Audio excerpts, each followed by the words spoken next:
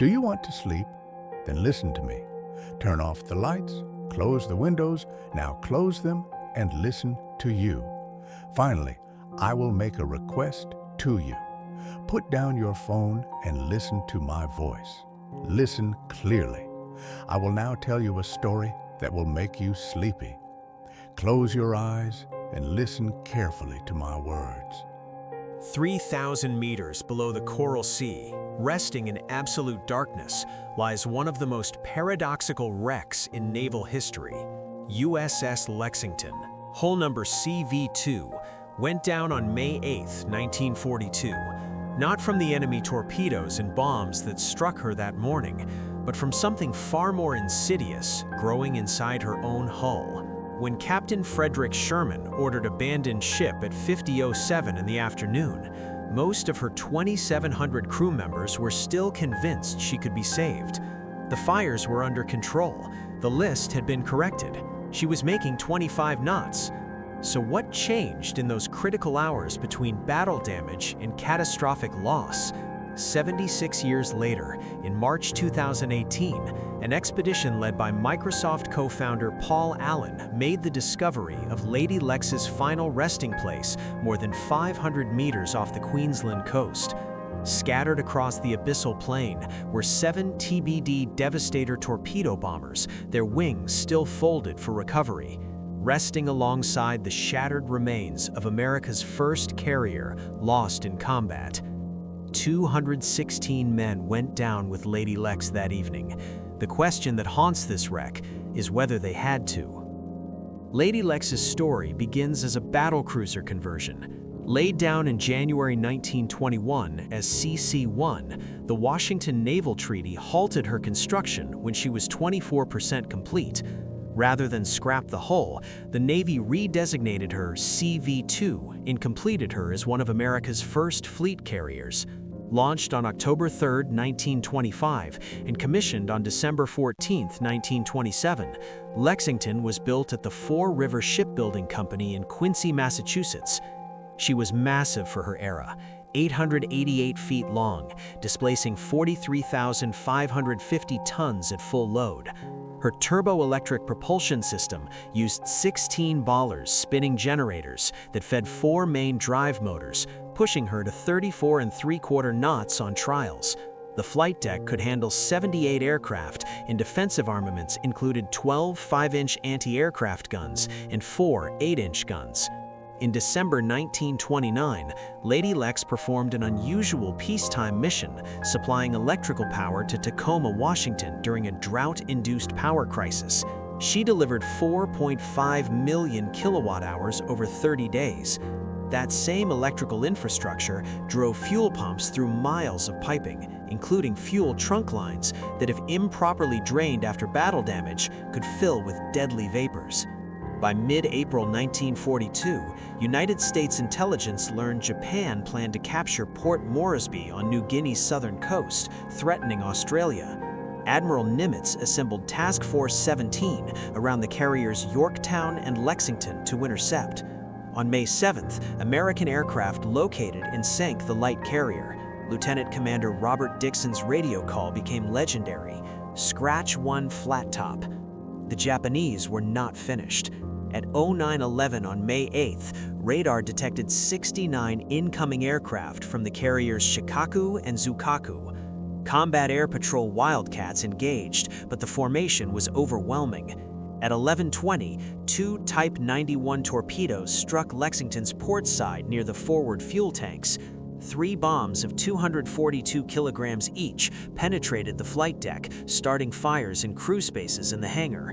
Damage control teams performed brilliantly. They flooded magazines, corrected a 60-degree list, and had Lady Lex back on even keel, making 25 knots within an hour. Captain Sherman assessed the damage as manageable. Fires were contained. Pumps handled the flooding. Flight operations resumed. Lexington was heading home. But at 12:47, deep in her hull, a motor generator sparked near accumulated gasoline vapors. The resulting explosion changed everything. The first internal explosion ripped through the main generator room without warning. Aviation gasoline vapors leaking from improperly drained fuel trunk lines, damaged in the torpedo strikes, had accumulated in spaces near electrical equipment in hot steam pipes. When the mixture reached critical concentration, a single spark was all it took. The blast killed an entire damage control party and ruptured more fuel lines, feeding fresh gasoline into the growing inferno. At 2:45 in the afternoon, a second massive explosion tore through the hangar deck, then another at 3:25. Ammunition stored in the hangar was cooking off in the intense heat, and nothing could stop the chain reaction. Torpedo warheads weighing half a ton each were being roasted in the after-hangar spaces, and everyone aboard knew what would happen when they went. At 5:07, Captain Sherman gave the order no commander wants to give: abandon ship. 2,770 men evacuated in remarkable order, climbing down ropes and scrambling into life rafts as destroyer escorts closed in for rescue. Sherman remained on the bridge until he was certain every living soul had been accounted for. At 5:30, just as he descended to the flight deck, the torpedo warheads detonated in a blast that lifted the hangar deck and sent a mushroom cloud towering above the ship. Sherman dove into the water and was pulled aboard a destroyer minutes later, the last man off. But Lady Lex refused to die quickly. She wallowed in the swells, burning stem to stern, her hull glowing red-hot in places. At 7:15, destroyer USS Phelps moved to within 1,500 yards and fired 5 torpedoes. 2 found their mark. At 7:56 that evening, USS Lexington rolled slightly to port and slipped beneath the Coral Sea, taking 216 men with her.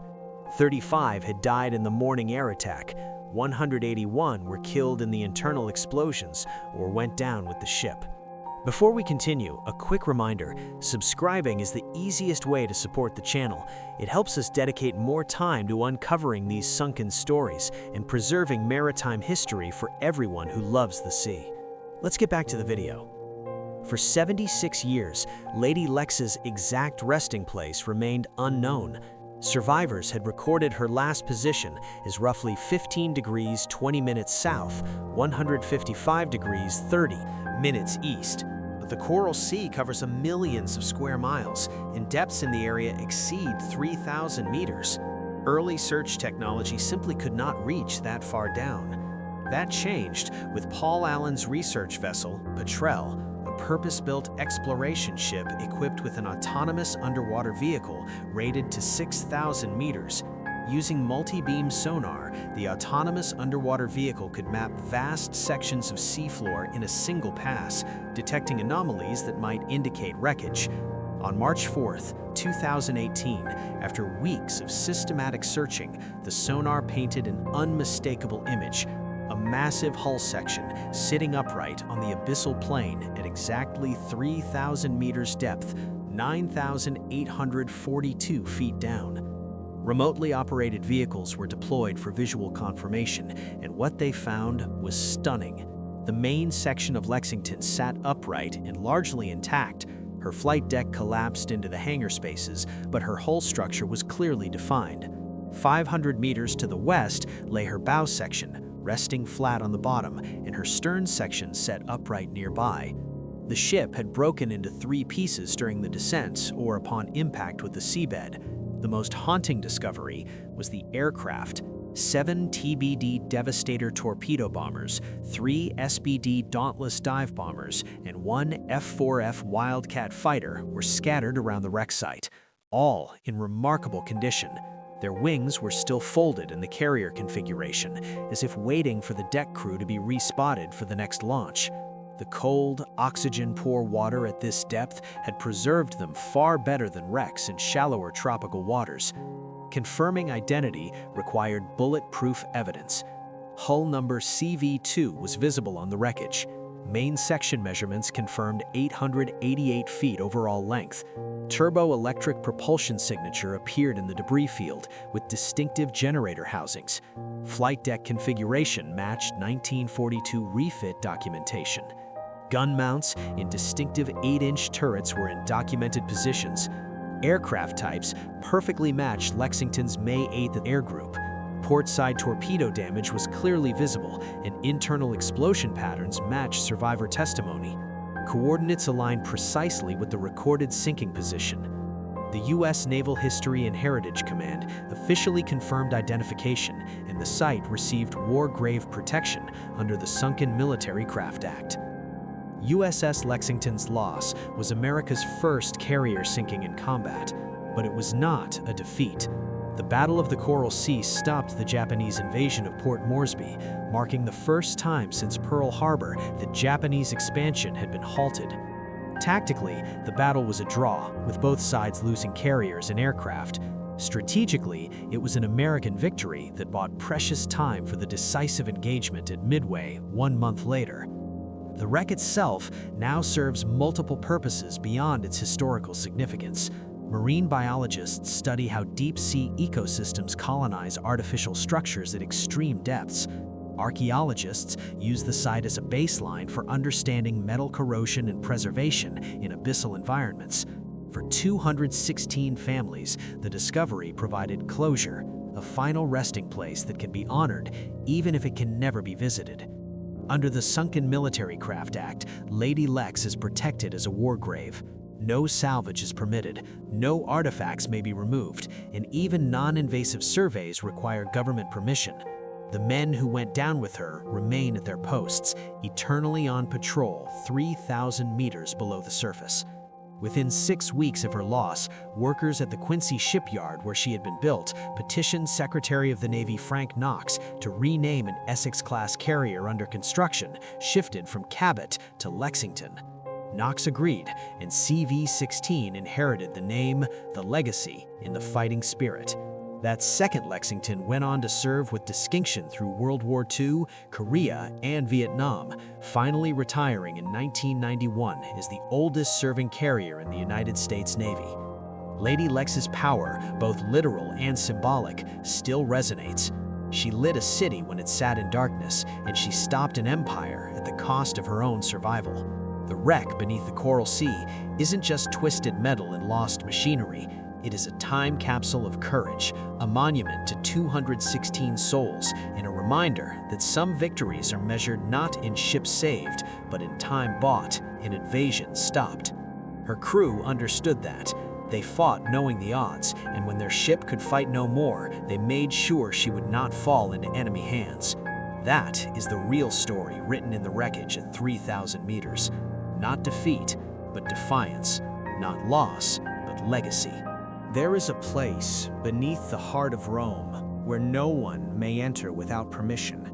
A place where history is not displayed, but locked away, hidden in the deepest rooms behind 3 layers of iron doors, between walls that carry no echo. There, the Vatican has preserved millions of pages of documents for over 12 centuries, not to reveal them, but to wait.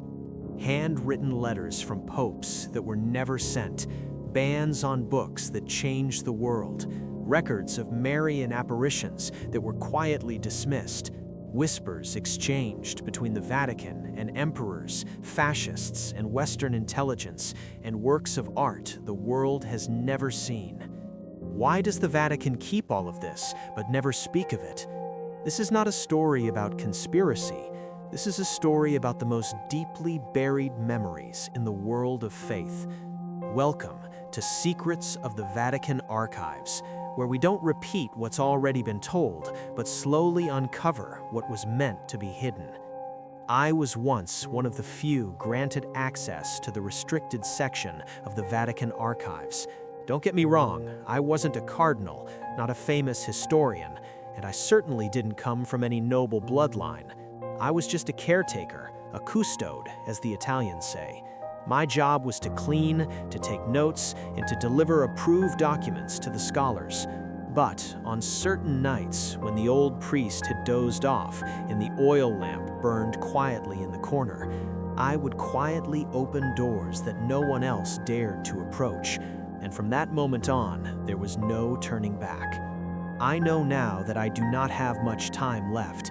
In these final years, my heart beats slower, my eyes grow dim in the candlelight, and my hands begin to tremble when they touch the parchment that once felt as familiar as my own skin.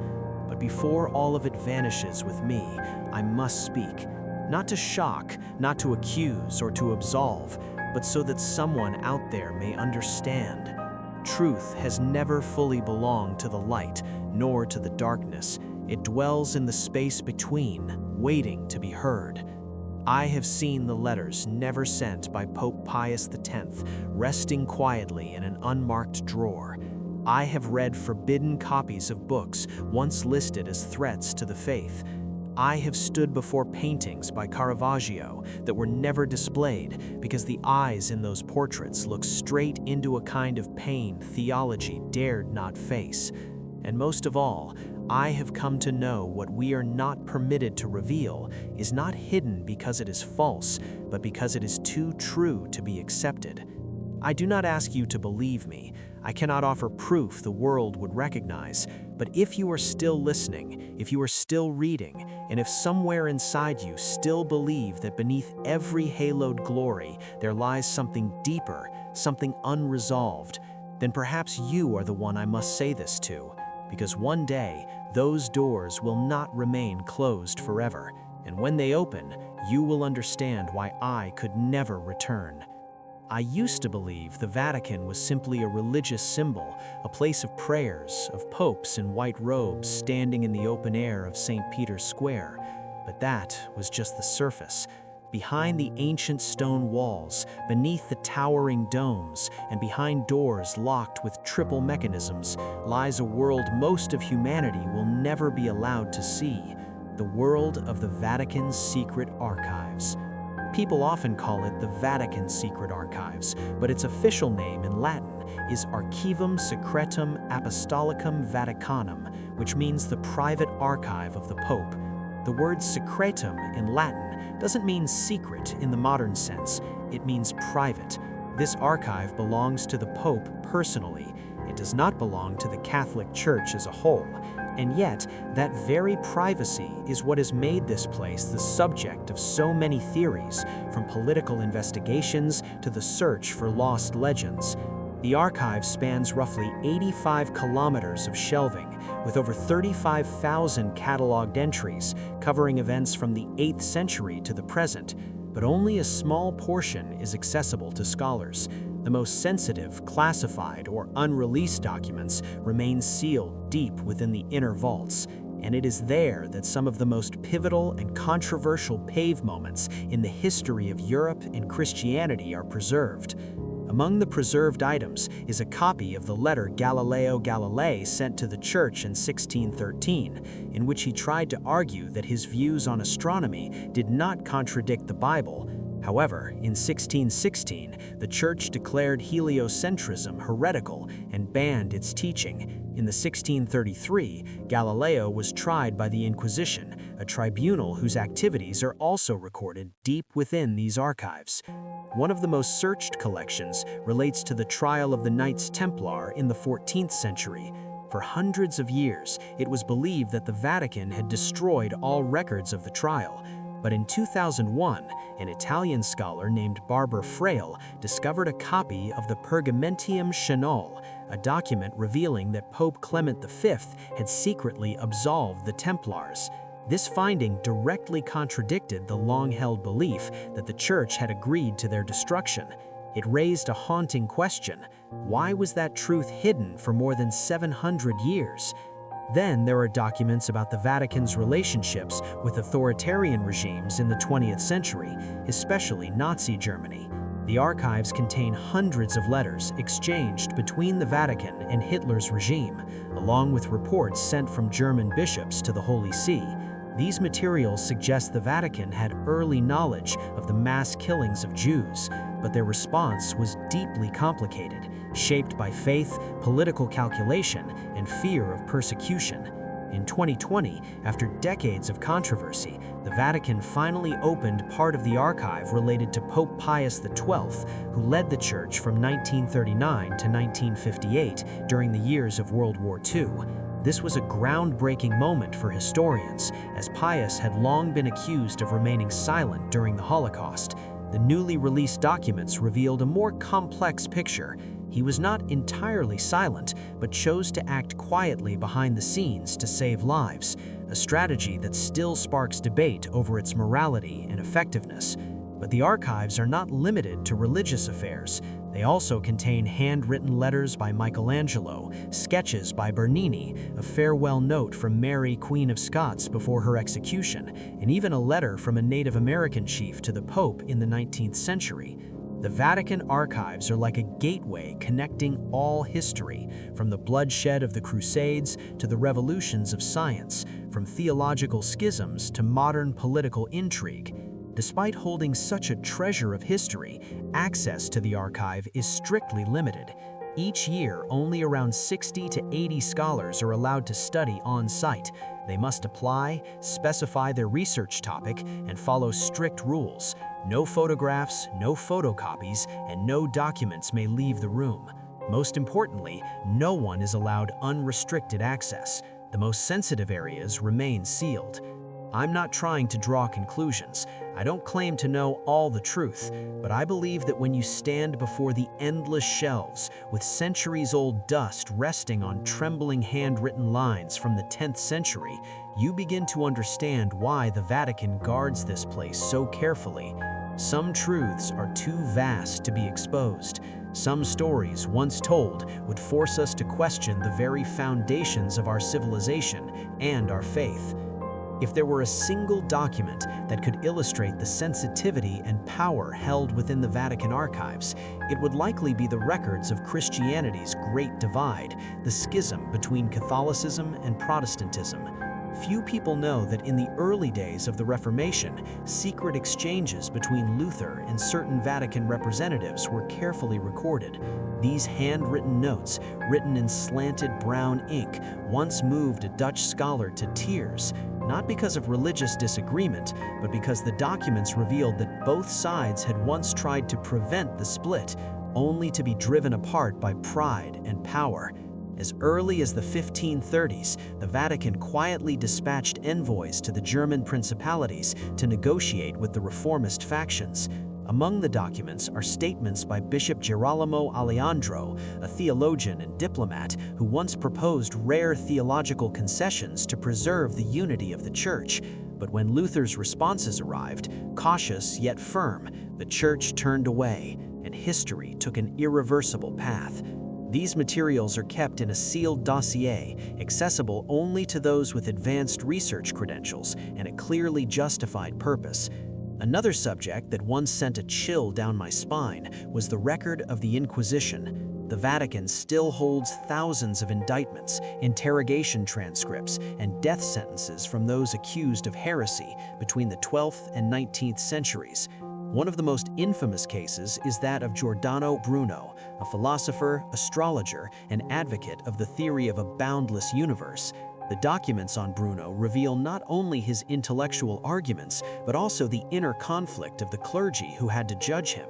In one internal note, a cleric wrote, "If we spare him, doctrine will waver, but if we burn him, history will never forgive us." In the end, Bruno was executed in 1600 at Campo di Fiori. The long silence that followed for centuries remains one of the clearest reflections of the enduring tension between faith and knowledge. The archives also contain a vast collection of records on the Vatican across the Alps. Many never returned. What the Vatican did manage to reclaim after Napoleon's defeat is still specially classified. I once saw a handwritten note by Pope Pius XI describing the feeling of losing the soul of the Church as ancient texts were loaded onto French wagons. The document was written in charcoal ink with small, meticulous script, and at the bottom of the page was a single line: "We have been stripped bare." One of the most surprising revelations comes from diplomatic correspondence between the Vatican and Asian nations.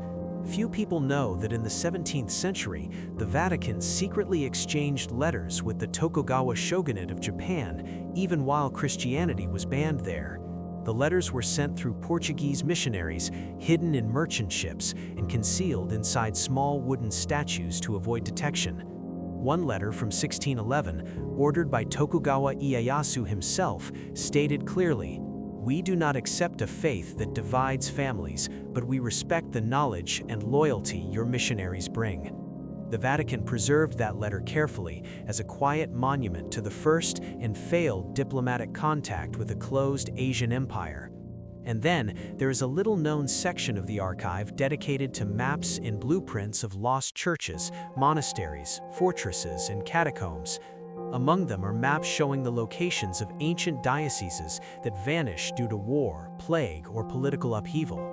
One that still haunts me is the floor plan of Montségur Abbey, the site of a siege and mass burning in 1244 during the crusade against the Cathars. On that map, there is a strange marking, an escape route that does not appear in any official records. No one knows if the last Cathars managed to flee, but the document remains, neither confirmed nor denied. And like many other secrets in this archive, it stands as a reminder that history has never been a simple story. Deep within the most heavily guarded section of the archives, I remember one room in particular, a place that holds records categorized under political affiliations between the Vatican and global powers from the 19th century to the present day. The boxes are neatly arranged by country, each one a fragment of memory, a piece of truth untouched by the narratives found in official history. Most people know that the Vatican became an independent state in 1929 after the Lateran Treaty between Pope Pius XI and Benito Mussolini, but few truly understand that before that, from 1870, when the Kingdom of Italy annexed the Papal States, the Vatican lived in a state of near isolation for almost 60 years. It was a nation without borders, existing within the heart of Rome.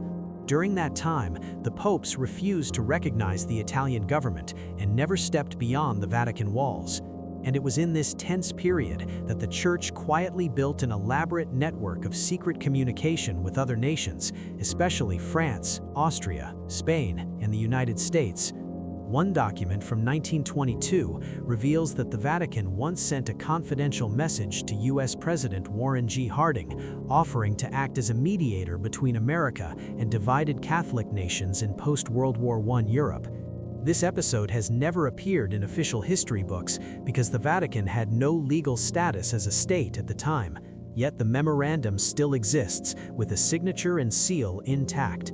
When I first touched it, the paper was brittle, the corners darkened with age, but the text was vivid, as if history itself was whispering in my ear. The World War II era brought an avalanche of sensitive material. Dozens of reports sent from local bishops to the Vatican clearly document the mass murder of Jews in Poland, Germany, and even France. One report dated 1942 and sent from Krakow was written by Cardinal Adam Sapieha, later the spiritual advisor to Pope John Paul II. He wrote, "If we do not speak, we will bear the guilt of complicity before God." Yet even such urgent pleas met silence. Why did the Vatican delay its condemnation of genocide? Scholars have long debated whether it was a strategy to protect the Church and its followers in occupied territories. But one document I once read, handwritten by a member of the Papal Council, revealed a deeper complexity. It warned of the risk of losing control over the faithful if belief is pulled into the vortex of political ideology. In other words, the Vatican feared that taking sides might fracture the global Church itself. That silence lasted until the 1960s, when the Vatican began one of the most significant reforms in modern Church history, the Second Vatican Council. The files from that council form one of the largest and most intricate sections of the archive. Thousands of pages document theological debates, political responses, transcripts of bishops' speeches, and analyses of the Church's shifting authority in a rapidly changing world. I once read the transcript of a debate between two high-ranking cardinals over whether to allow the use of local languages in masses. Languages instead of Latin during Mass. One said, "If we abandon Latin, we abandon the symbol of eternity." The other replied, "If we don't change, we abandon the people." The council was not just about language. It marked the Vatican's first real opening to dialogue with Jews, Buddhists, Muslims, and even atheists. The archive still holds an unpublished draft of a speech in which Pope Paul VI intended to issue a formal apology for the Vatican's silence during the Holocaust. In the end, the speech was replaced with a more neutral version. No one knows exactly why. Only a handwritten note in the margin remains in Latin. Tempus non domest. The time has not yet come. As I turned the pages of these records, I never saw the kind of global conspiracy that wild theories often suggest. What I saw was a struggle between faith and politics, between morality and survival. The Vatican archives do not lie. They wait for someone patient and brave enough to read, to understand, and to accept that history has never been black or white, but always gray. There is one section of the archives that has always weighed heavily on me: the records concerning the relationship between the Vatican and colonial empires, especially during the 15th to 19th centuries. The faded pages inside those boxes contain no direct accusations, no formal statements of support for war or the stripping of freedom. Yet between the carefully written lines lies a quiet truth. Faith once moved alongside the sword of European colonialism as it spread across the globe. In 1493, just 1 year after Christopher Columbus arrived in the New World, Pope Alexander V issued the papal bull Inter Caetera. In this decree, he divided the non-Christian world into two zones of influence, one for Spain, the other for Portugal, as if the Church held the authority to distribute global territory. That document still rests within the Vatican archives, filed in a thick folder labeled Decrees Concerning the New World. It is written in formal Latin, bearing the crimson seal of the Holy See. Holding it in my hands, I felt a chill, for this marked a moment when faith was politicized to its most extreme degree. Attached to that decree are letters exchanged between the Vatican and monarchs of Portugal, Spain, and later France and Belgium. In them, the Pope requested assurances for the spread of the faith and the protection of missionaries in newly acquired territories. But the reality on the ground was often bloodshed, cultural erasure, and cries for help from protesting clergy. Their voices, preserved in small numbers but present like sparks of light in a deep darkness. One such voice was that of Father Bartolomé de las Casas, who wrote to Pope Paul III in 1537. In his letter, he described mass executions of indigenous people in the Caribbean, churches built upon blood-soaked soil, and the silence of religious authorities in the face of atrocity. Reading that letter was suffocating. It did not feel like a prayer. It felt like a plea for help, not only for the victims, but for the very conscience of the Church. Also preserved in the archives is a draft of the apostolic brief Sublimis Deus, issued in 1537 by Pope Paul III. In it, he declared that indigenous peoples of the Americas were truly human, with souls and the right to receive the gospel, and that they should not be enslaved. It was a progressive document for its time, yet tragically, its application was quickly withdrawn under pressure from European monarchs who refused to give up the economic gains of slavery. As one moves into the 19th century, the Vatican's diplomatic role in protecting religious interests within African and Asian colonies becomes increasingly apparent. In the archives related to Indochina, I once read through a thick dossier detailing the presence of French missionaries in Vietnam before the French invasion. There were letters sent back to Rome describing the pressures faced by Catholic converts under the Nguyen dynasty, but interwoven into those reports were phrases such as opportunity to expand influence and mediating role with Western merchants, lines that reveal how faith and secular power had begun to merge in ways that were difficult to separate. It is important to note that the Vatican did not directly order colonial conquests, yet through the stamps of approval, the formal blessings, and the moral legitimacy it extended, one can trace the Church's role in validating empires and in soothing the consciences of those who conquered. The Vatican archives also contain many records that reveal internal dissent. Not a few priests, monks, and bishops protested the abuse of religion for colonial purposes. One document from 1885 tells of a French bishop in the Congo who submitted a formal protest to the Vatican after witnessing hundreds of people have their hands cut off for failing to meet rubber quotas for King Leopold II's company. The Vatican's response was recorded in a single brief line: "We pray for them, but intervention is beyond reach." Perhaps that is why the Vatican archives are not just a repository of memory, they are also a mirror reflecting the fragile boundary between faith and politics, between righteousness and power. As I look at the cracked red wax seals, the signatures of popes and cardinals, Kings and merchants, I am reminded that history is never linear. In the Vatican, for all its sanctity, was once a participant in decisions that reshaped the course of human civilization.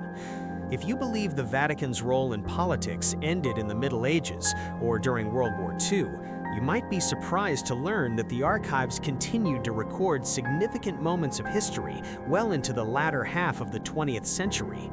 One of the most secure areas in the Vatican archives houses the diplomatic records of the Holy See's engagement with global powers during the Cold War, particularly in Eastern Europe, Latin America, and the Soviet Union. I remember vividly the first time I accessed the thick file on Poland in the 1970s, the period when the Solidarity movement began to emerge as a symbol of anti-communist resistance. Many people know that Pope John Paul II, the first Polish pope, supported this movement, but few realize that the Vatican, through covert channels, sent funds, printing equipment, and even intelligence to opposition groups. These actions are documented clearly in the internal reports.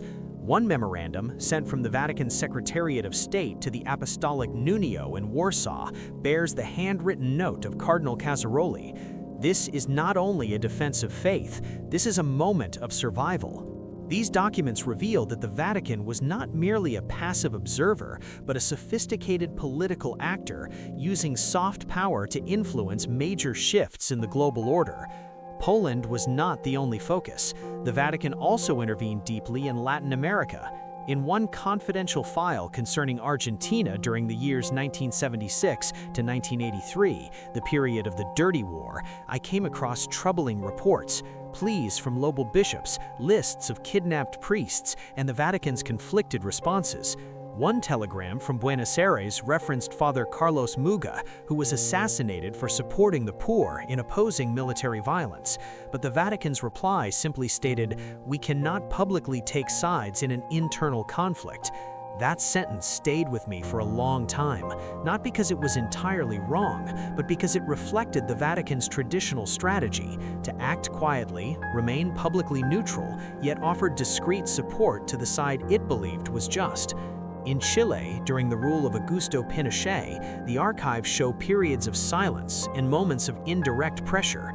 A fully recorded private meeting between Cardinal Angelo Sedano and Chilean military leaders includes a message expressing concern that the church is being perceived as a refuge for enemies of the regime.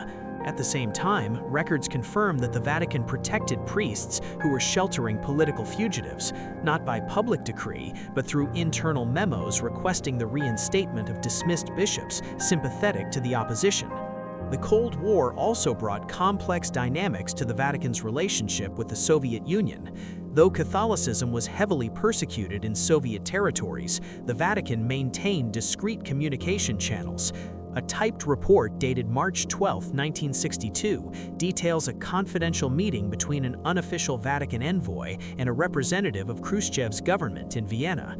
The conversation was not explosive. They discussed religious freedom and clerical safety, but the fact that the meeting occurred sent a clear message. The Vatican was willing to talk if it could save lives and preserve faith. It is important to note that the Vatican did not always stand on the side of justice, at least not in the way the outside world often hopes. In the case of Spain under Franco, the Vatican maintained diplomatic relations with the dictatorship for decades. Some scholars call this a compromise with authoritarianism to protect the faithful. Letters preserved in the archives show that bishops could disagree, but ultimately followed orders from above. For a long time, I thought the Vatican archives would be filled with mystical secrets, ancient scriptures, or lost relics. But after years of study, I've come to understand this. The most shocking discoveries are not things beyond history, but truths that are all too real, too political, too close to what still surrounds us today. Truths many would rather not confront. The Vatican is not a supernatural force. It is a political religious entity operating with logic, strategy, and careful calculation. And its archives, not the stained glass windows or the holy statues, are the place where this complex reality is laid bare in its most honest form. Of all the rooms I have ever entered inside the Vatican archives, none has left me as silent as the one marked P12 Pestthought. That name tied to the Pope who reigned from 1939 to 1958, a period that aligned almost entirely with World War II. The archives remain at the center of one of the most enduring debates in modern history. Did the Vatican do enough, say enough, or remain silent for too long in the face of the 20th century's most brutal genocide? For decades, the records relating to Pius were sealed, dividing historians around the world. Some have called him the Pope of Silence. Others defend him as a cautious diplomat, forced into silence to preserve lives that public words could never have saved. Then, in 2020, when the Vatican officially declassified a portion of the documents from his papacy, a wave of astonishment swept through the scholarly world. I was among the few present at the archives when the materials were first opened. I remember clearly the first time I unfolded the file titled simply Attività del Santo Padre durante il conflitto, the activities of the Holy Father during the conflict.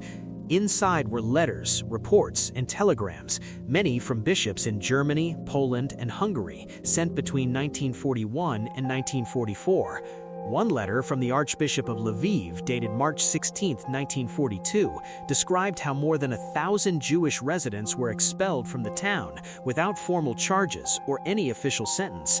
At the end, he pleaded for the Vatican to intervene, or at least to speak out. The Vatican's response, attached just after, consisted of only a few lines. "We share in the sorrow, but prayer is the most powerful weapon we possess at this moment." It was not a refusal to help, but clearly it was not an action strong enough to stop what was unfolding. There was a thick folder marked separately, titled Richieste di aiuto and asilo, requests for help and asylum. Inside were hundreds of personal appeals from Jews, priests, scholars, and even artists writing directly to the Holy See for protection. Some were assisted, hidden in convents, aided by nuns, or given forged documents identifying them as Catholics to escape detection by German forces, but others received no reply. One particular page froze me in place. It was a handwritten list of 44 names. Beside each name were their addresses, religions, ages, and a note, "Sheltered at the Santa Brigida Convent." The document was dated October 10, 1943, just 3 days after German forces began rounding up Jews in Rome. Of the 44 names listed, cross-referenced records show that only 12 survived. And then there is a detail that few know, something only visible to those who have read the pages themselves. Between 1942 and 1944, the Vatican sent multiple communiques to the German embassy in Rome, requesting a reduction in persecution in areas where Catholic Jews resided. These letters were never made public. They contain no strong language, no use of the word crime, no mention of genocide. Instead, they spoke in diplomatic terms, concerns for social stability, the need to safeguard the sacred right to life.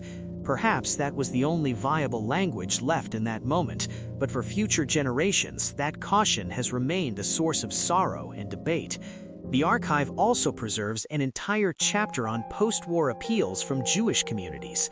In 1945, a delegation representing European Jewry wrote to the Holy See asking for confirmation that Catholic institutions had sheltered Jewish children during the war and requesting that those children be returned to surviving relatives.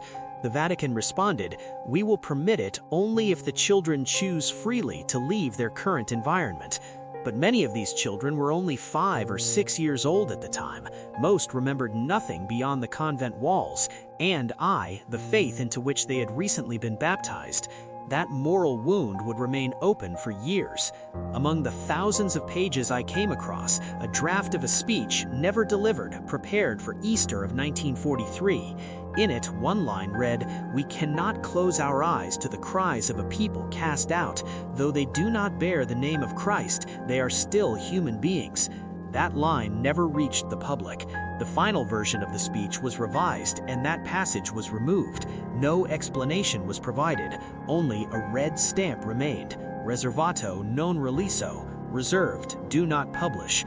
What I saw does not give me the right to draw conclusions. I was not in their place. I did not carry the weight of a global institution during wartime. But I understand why many call the Vatican archives a place of delayed truths. Not because those truths were lost, but because no one was ready to face them until much later.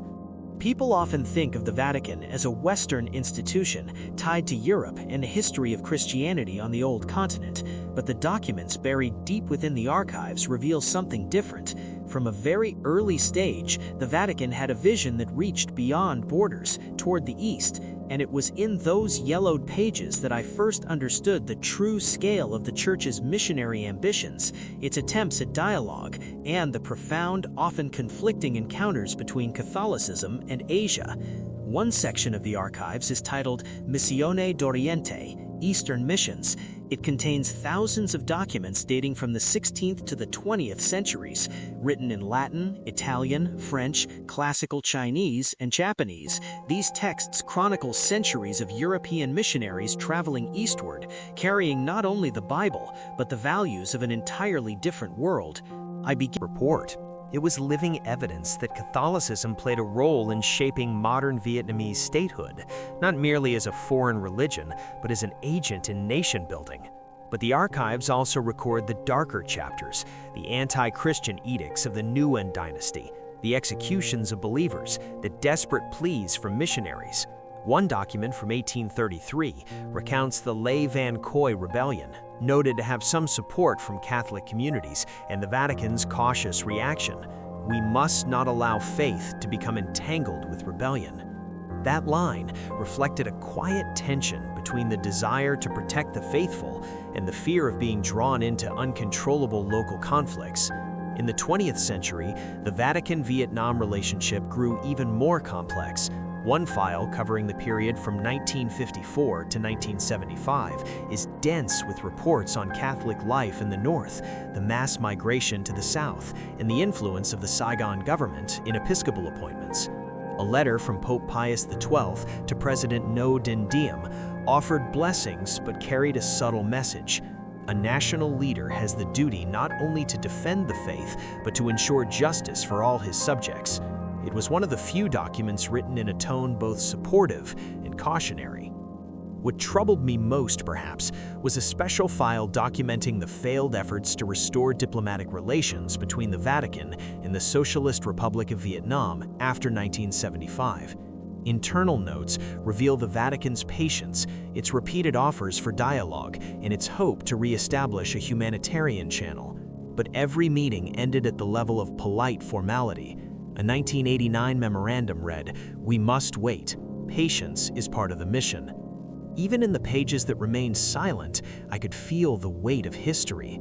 Every letter, every red seal was more than administrative paper. It was a trace of the long and difficult interaction between civilizations.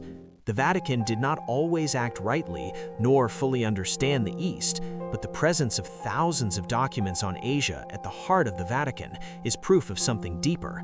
This was never a separate world. It has always been a living, enduring part of global history. I once thought of the Vatican as a unified whole, a perfect organizational pyramid with no room for internal dissent. But it was only deep within the archives that I began to understand. The Vatican is also a living entity, full of disputes, contradictions, and at times silent struggles among those who wear white robes. One section of the archive is marked Sub Secreto Ponteo, under papal secrecy. It contains records of discrete confrontations between popes and cardinals, or between former popes and their successors. These documents are never made public while the individuals involved are still alive. They are only archived after those events have passed into history, or after the people in question have left office. A particularly revealing set of files documents the tension between Pope Paul VI and Cardinal José Siri, once considered a leading candidate for the papacy. During the Second Vatican Council, Siri vehemently opposed modernizing the Church, from replacing Latin with vernacular languages during Mass to engaging in dialogue with other religions. Internal records show that he wrote privately to Paul VI, denouncing what he saw as the dismantling of the sacred. The Pope's reply was only 2 lines long, but unmistakably cold. The shepherd cannot wait for the hesitation of the gatekeeper. The disagreements went beyond theology. The Vatican also bore deep fractures in its financial governance. One of the most scandalous and thoroughly documented episodes in the archives is the Vatican bank crisis involving the Institute, or IOR, in the late 1970s and early 1980s. I still remember holding a thick, typewritten dossier, nearly 600 pages long, titled Cato Calvi. It refers to the case of Roberto Calvi, an Italian banker found hanged under London's Blackfriars Bridge in 1982. The press called him God's banker due to his close ties to the Vatican Bank. His death was officially ruled a suicide, but the documents preserved in the Vatican archives tell a different story. Inside were bank statements, letters between the IOR and Banco Ambrosiano, records of suspicious loans, and lists of accounts held by front organizations in Panama. A handwritten memo from a bishop voiced a grave concern. "We are using sacred assets for activities dangerously close to sin." But the warning was ignored. The files also document internal efforts to reorganize records to prevent legal investigation by Italian authorities. At least 3 documents were labeled destruenden. For reasons unknown, they were never destroyed. Equally sensitive is the file on VatiCleaks, the Tutti scandal, involving leaked Vatican documents. Many still remember the name Paolo Gabrielli, the personal butler of Pope Benedict XVI, who copied and smuggled out numerous confidential files. In the archives, a dedicated box preserves the full timeline of the incident, from the internal investigation to Gabrielli's handwritten confession. In it, he wrote, "I did not betray the Holy Father. I only wanted the Church to know what was happening behind closed doors." The leaked documents revealed severe internal divisions within the Roman Cura, factions, rival interest groups, and power struggles over Vatican finances. Influence. Many of the papers exposed financial favoritism, corruption in ecclesiastical appointments, and efforts to suppress scandals involving ethics and criminal behavior. Every line was a fracture in public trust. The fact that the Vatican chose to prosecute Gabriel in an open court was a rare sign that the wall of silence had begun to crack. Once I asked a priest who managed the archives, "Why does the Vatican preserve documents that could harm its own reputation?" He smiled, then replied with a sentence I've never forgotten. "Because the truth does not belong to us, it only passes through us." The Vatican archives do not attempt to erase the past. They preserve it, sometimes in silence, sometimes in sorrow, as an unspoken act of accountability. And that, more than any statue of a saint, is what makes this place deeply human. A space where power, faith, and failure are recorded in ink, not in water. There is something few people know. Not every meeting between a head of state and the Pope is publicly announced. To the outside world, the press releases only a few photographs of handshakes and a diplomatic statement about mutual understanding, cooperation, and peace. But in the Vatican archives, I found handwritten records of what was truly said behind closed doors, exchanges that were sometimes blunt, sometimes emotional, occasionally marked by disagreement, and always written carefully in ink designed to last a century. One of the most striking files is a record of the meeting between Pope Pius XII and Nazi Germany's ambassador to the Holy See, Diego von Bergen, in 1939. This took place just after Hitler had invaded Czechoslovakia, and tensions with Poland were rising. In the internal note, the Pope did not issue a direct condemnation, but asked pointedly, "Does your government still control the hatred it has sown within German society?" The ambassador did not give a direct answer. The file ends with the remark, "The atmosphere turned markedly cold. There was no closing prayer." A small detail, yet it speaks volumes. Turning to the 1960s, I came across the record of a meeting in 1965 between Pope Paul VI and Soviet Foreign Minister Andrei Gromyko. In public, the meeting was hailed as a historic effort to reopen dialogue between East and West, but in the archival transcript, the scribe noted, the Soviet delegation stated that religion is a tool for distorting historical truth.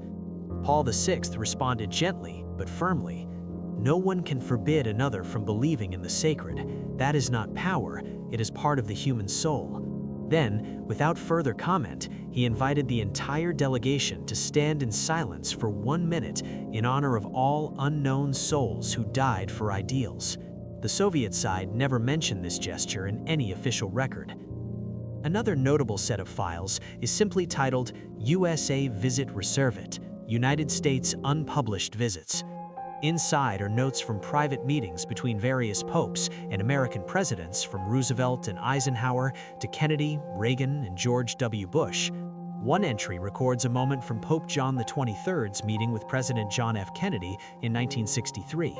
President Kennedy expressed deep concern over the risk of nuclear conflict following the Cuban Missile Crisis. The Holy Father asked, "Who will remain calm first when the world no longer has a moral foundation to stand on?" Strangely, both men had little time left after that meeting. Pope John XXIII passed away just months later, and Kennedy was assassinated at the end of that same year.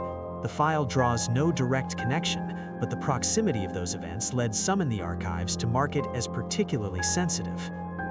Not only global superpowers are represented in these records.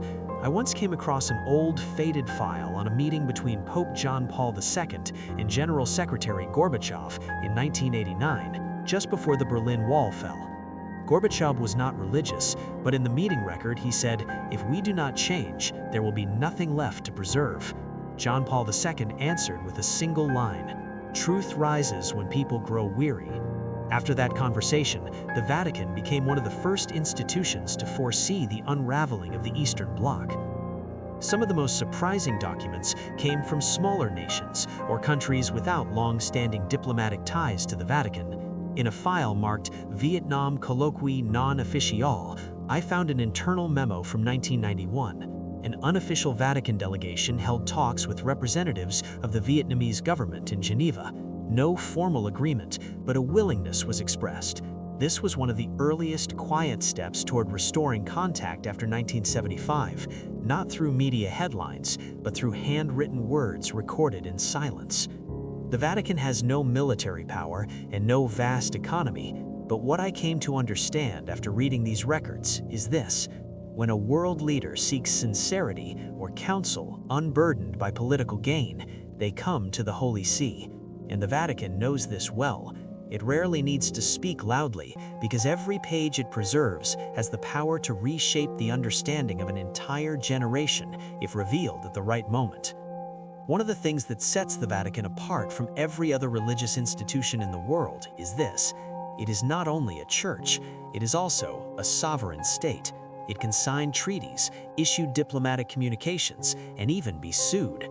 And it is within one of the least discussed sections of the Vatican archives, Causae Juridic, that I encountered a very different side of the Holy See. In these pages, the language is no longer of prayer, but of legal argument. Few expect the Vatican, the sacred place, to ever be brought before a court of law. But in reality, since the early 20th century, there have been hundreds of legal disputes involving the Vatican, both internally and with foreign governments. One thick file details the famous legal conflict between the Vatican and the Italian government following the Lateran Treaties. The signing of the Lateran Treaty in 1929. The issue was not merely about borders or privileges, but about the ownership of hundreds of buildings, churches, and monasteries across Italy. One memorandum clearly states, "We cannot allow sacred ground to become negotiable property, but neither can we allow it to be nationalized without condition." The negotiations dragged on for years, at times threatening to become a diplomatic crisis. The Vatican had to prove legal ownership of property dating back to the medieval period, often using original documents drawn from these very archives, written in Latin and signed by popes as far back as the 12th century. Thanks to that, many Catholic properties still retain their legal inviolability today. But perhaps the most painful and deeply unsettling documents are those relating to cases of sexual abuse within the church, which erupted into global public view in the early 2000s. Filed under a sensitive category marked Casi Disciplinari Riservati, confidential disciplinary cases, I read documents no seminary had ever taught me to expect. One file details an internal investigation from 1962 in a North American diocese. The victim was a minor. The perpetrator was a priest who had already been reported multiple times. But in the memo, the directive from above was clear: transfer this individual to another parish. Do not make the matter public. Avoid scandal for the community. No warning was issued to the next congregation. Years later, the same offense occurred again. This was not an isolated case. Similar files appear from Ireland, Germany, Argentina, the Philippines, some of which were never covered by the media. Letters from victims reached the Vatican, sometimes handwritten with trembling script. "I don't know who else will listen. Please don't pretend nothing happened." Some received no reply. Others were labeled for internal review. The Vatican has never denied that abuse occurred, but it approached the issue as an institutional crisis, not simply as a matter of individual crime.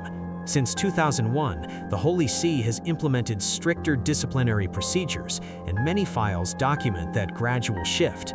Yet what silenced me was the agonizing slowness of change. In a 2010 report, one bishop acknowledged, "We were so afraid of scandal that we forgot who it was we were supposed to protect." Beyond abuse cases, the Vatican has also faced numerous international lawsuits over disputed assets, particularly in the aftermath of World War II. One file from 1997 documents a case brought by descendants of Jewish families, alleging that the church held golden valuables looted by the Nazis.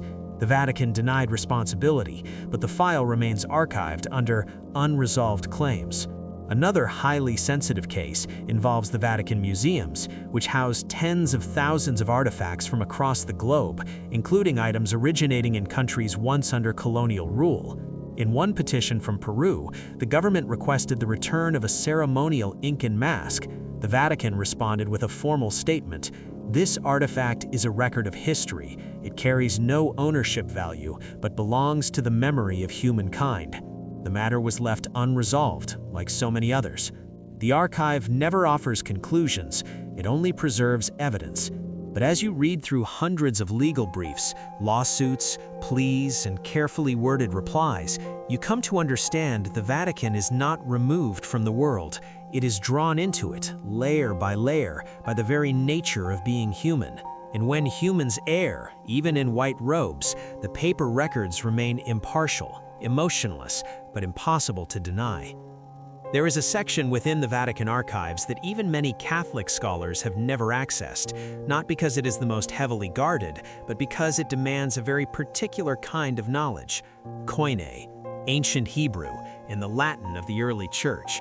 This place is informally known as the First Manuscripts Room, a chamber that holds the foundational texts of Christian belief, ancient Bibles, the earliest translations, and even the writings that were excluded during the formation of the scripture we know today.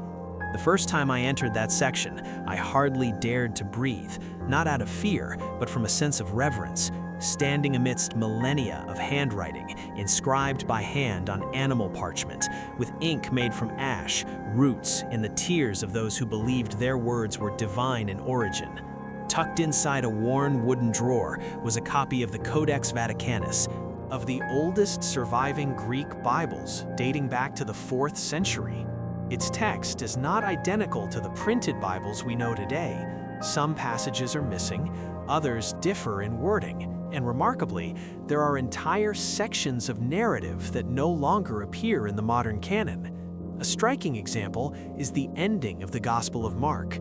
Modern versions typically conclude with Jesus appearing to his disciples after the resurrection, but in the Codex Vaticanus, that conclusion is absent. The text ends abruptly with the words, "and they were afraid." This has long stirred scholarly debate. Is the widely known ending a later addition? And the Codex is not alone. In a small metal cabinet with 3 locks, I once saw a folder labeled Evangelia Apocrypha. the apocryphal Gospels that were excluded from official scripture. Among them were the Gospels of Thomas, Mary Magdalene, and Philip, writings rediscovered at Nag Hammadi, Egypt in 1945, though the Vatican had copies long before. The Gospel of Thomas, for instance, consists of 114 sayings attributed to Jesus, but arranged without narrative structure. One saying reads, "The kingdom of God is within you and all around you." If those words truly came from Christ, they raise deep theological questions about the necessity of the Church as an intermediary between humanity and the divine. Perhaps for this reason, such texts were never canonized. Even more controversial is the Acta Pilati, the Acts of Pilate. This document presents the Roman governor's supposed defense after ordering Jesus' crucifixion. In it, Pilate describes Christ as a man unlike any who ever lived, whose eyes shone like fire, in whose words flowed like living water. The mythical tone of the account may explain its exclusion from the official New Testament, yet its presence reveals that even Roman officials once tried to make sense of the crucifixion in their own language. Beyond ancient texts, the archives preserve countless letters exchanged between medieval popes and major theologians, letters that capture intense debates over whether certain books, such as the Revelation of Enoch, the Book of Wisdom, or the Maccabees, should be included in the Bible. In one letter from Pope Damascus II, he wrote, "We do not reject them for falsehood, but because the hearts of men are not yet ready." That sentence has haunted me ever since. How much of Scripture is divine truth, and how much is the result of decisions made under historical pressure? Another record details a closed session of the Council of Nicaea in 325, the first major gathering of Christian bishops from across the Roman Empire to formalize doctrine. The minutes include a list of texts discussed, many of which no longer exist. A side note from a Greek scribe reads, "Certain writings are to be retained for deeper theological study, not for public reading." This suggests they were not destroyed, merely withheld, and may still rest in locked drawers like the ones before me. The archive does not declare what is right or wrong. It remains silent, preserving every interpretation, every variation, every fracture in the history of belief. Some may find that unsettling, but I do not. For what makes faith resilient is